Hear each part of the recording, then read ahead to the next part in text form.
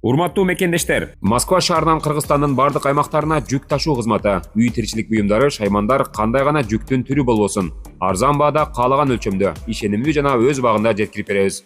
Жүктөр Москвадан Бишкек шаарына келип таратылып, андан бери Ысык көл, Жалал-Абадка, Ошко келип, Баткенге да жөнөтүлөт.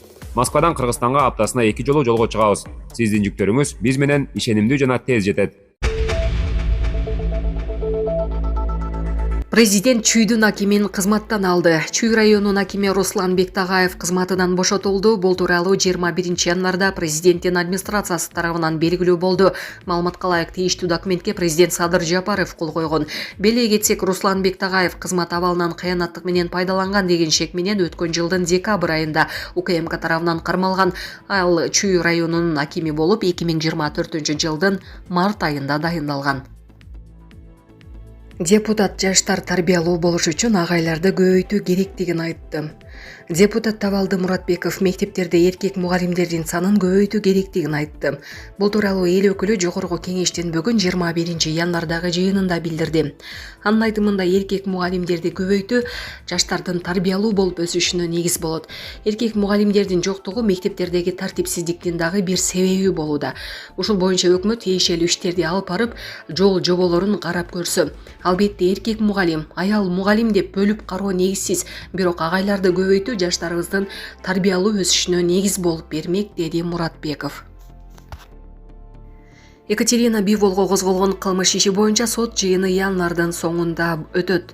Бокс боюнча дүйнө чемпиону Дмитрий Биволдун мурдагы жубайы Екатерина Биволго карата козголгон кылмыш ишинин сот жараяны 29 январда өтөт. Ага эл алдында улуттар аралык кастыкты козуткан жана адамдык ар-намысты басмырлаган деген айыптар тагылган. Белгилүү болгондой, Санкт-Петербург шаарынын Ленин райондук соту Екатерина Биволдун кыргыздар менен казактар тууралуу айткан видеосу үчүн иш козгоп, чара көрө турганын билдирген. Биволдун айткандарына талдоо жүргүзүүгө ылайык анын билдирүүлөрүндө улуттун тили жана теги боюнча терс баа берилген. Баа берүү кемсинтүү жана уят сөздөр менен коштолгон. Ал жарыялаган материалда адамдарды бир топтон экинчисин артык көрүү айтылган деп билдирген райондук сот.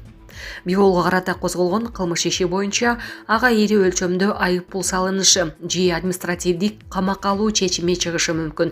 Эске салсак, буга чейин интернет тармак. Сонун жаңылык. Сиз билген жана ишенген Умбем клиникасы эми сизге дагы да болсо жакыныраак болду. Анткени бизде жаңы филиал ачылды. Андыктан келип, өзүңүздүн жана жакындарыңыздын ден соолугуна кам көрүшүңүздү сунуштайбыз. Биздин жогорку даражадагы дарыгерлер төмөндөгү адистиктер боюнча кабыл алат: стоматология, гинекология, терапия, лор, хирургия, педиатрия, урология, УЗИ жана башка адистиктер. Лабораториялык анализдин 5000ден ашуун түрү алынат.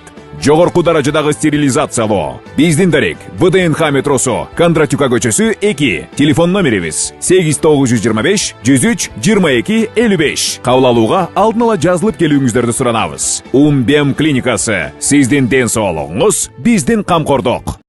Екатерина Биволдун ар кандай улут өкүлдөрүнө карата кемсинткен сөздөрдү айткан видеосу тараган. Бишкекте жалгыз бара жаткандарды тоноп жүргөндөр аныкталышты. Бишкекте жарандарды тоноп келишкен деген чек менен 19, 17 жана 15 жаштагы жарандар кармалышты. Бул тууралуу бүгүн 21 январда Борбор кала милициясы билдирди. Маалыматка ылайык, алар 12 январда түнгү саат 2:00 чамасында Горький көчөсүнүн жарандын баасы 60 000 сомдук iPhone 13 Pro Max үлгүсүндөгү телефонун тартып алышкан. Тоноого кабылган жаран арыз менен милицияга кайрылган. Факт тоноо менен кылмыш иши козголуп, чектөөлөр 2 айга камакка алынышты. Тергөөдө алардын буга чейин бир нече жарандын телефонун тартып алышканы аныкталды. Шектөөлөр унаага жасалма мамлекеттик номерларды тагып алышып, көчөдө жалгыз бара жаткан жарандарды тоноп жүрүшкөн. Кармалгандан кийин милицияга 4 телефонду өткөрүп беришкен. Журналист Эрнис Кязов УКМКга чакыртылды. Журналист Эрнис Кязов Финполдун мурунку башчысы Сыймык Жапыкеев менен болгон маектешүүдөн кийин улуттук коопсуздук боюнча мамлекеттик комитетке чакыртылды. Бул тууралуу журналист социалдык тармактагы баракчасынан билдирди. Маалыматка ылайык, баарлашуу 1,5 саат болуп, жакшы маанайда сүйлөшүү орун алды. УКМК кызматкерлери стабилдүүлүк болушу керектигин айтышкан. Аларга журналист ошондой эле принциптерди карманаарын билдирген. Эске сала кетсек, Сыймык Жапыкеевдин маегинде жазуучу Чыңгыз Айтматовдун чыгармаларын 5 тыйындык окуялар деп атаган. Бишкекте жана Казакстанда вебкам студияларын уюштургандар кармалышты. Бишкекте жана Казакстанда вебкам студиялар тармагын уюштурган адамдардын тобу кармалды. Бул тууралуу бүгүн 21 январда УКМКнын маалымат борбору билдирди. Маалым болгондой, атайын кызмат 1 май райондук милициясы менен биргеликте интернет аркылуу сойкулук жана бузукулук иштерин уюштурган жана ага көмөктөшкөн жарандарды кармады. Уюшкан топтун мүчөлөрү жашыруун маалыматты сактоо жана мыйзамсыз иш аракеттерин жашыруу максатында Бишкектин ар кайсыл райондорунан батирлерди ижарага алып жашагандыгы аныкталды. Кармалгандардын бардык турак жай даректеринде дароо тинтүү иштери жүргүзүлүп, веб-камералар, жарык берүүчү компьютердик жана башка техникалык жабдуулар, эротикалык кийим жана атрибуттар, сексуалдык мүнөздөгү онлайн берүүлөрдү жүргүзүүгө арналган буюмдар табылды. Мындан тышкары аталган адамдардын тобу негизинен вебкам кызматтарын көрсөткөн интернет платформаларында онлайн берүүлөрдү жүргүзүп, ал жерден кылмыштуу кирешелер алардын Binance крипто капчыктарына которулган. Учурда бул кылмышка тиешеси бар бардык адамдарды аныктоо боюнча тиешелүү тергөө жана ыкчам иш-чаралары жүргүзүлүүдө. Казакстандан жылкы өткөрүп берүү үчүн жарандын акчасын алдап алган шектүү кармалды. Чүйдө ири өлчөмдөгү алдамчылыкка шектелген жаран кармалды. Бул тууралуу Чүй облустук ички иштер башкы башкармалыгынын басма сөз кызматы кабарлады. Маалыматка ылайык, өткөн жылдын 21 ноябрында облустук милицияга жаран арыз менен кайрылган.